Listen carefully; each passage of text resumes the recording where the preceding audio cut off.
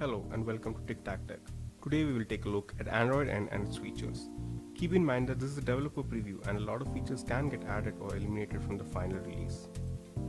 The one thing you do notice with the new Android is that it would seem like Google realized that smartphones have bigger screens now and that this would work in their favor. Now all the features do not bank on your phone having a large screen, but it does make a significant difference. A major development in the Android N is the ability to multitask using a split screen. Holding down the multitask button when you're using an app and then switching to another app will let you use two apps simultaneously. You can change the size of the window by dragging it, and the feature is available on landscape mode too. Another important feature in the new Android is the Clear All button. This was requested by a lot of Android users over time. Earlier one had to use the multitask button and then manually close all open applications. Now when you open the multitask window, you will find a Clear All button that closes all recent apps on its own. It's also interesting that double tapping the multitask button will allow you to switch between two applications.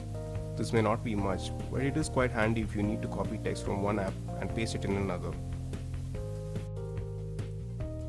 The notification bar has received quite a lot of changes in the new Android as well. Now the notification bar in Android Lollipop and Marshmallow were quite popular on their own.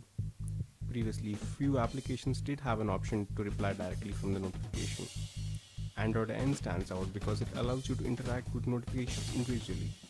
Say for example, you receive multiple emails on your phone. Android N will allow you to respond to each of them separately from the notification bar. You can also choose to block certain notifications from certain apps from the notification bar directly. Android N emphasizes on being on the go. You don't need to necessarily pull down the notification bar using two fingers or even go to the settings menu to access quick settings. A simplified version of the quick settings will sit on top of the notification bar every time you pull down the bar. Another interesting thing in the Android N is the addition of a side swipe menu. It does not really simplify anything, but it is quite a major development. Now BlackBerry nailed it with the side swipes. The BlackBerry Z3 heavily invested in this and it felt really good, though it was complicated for many to use.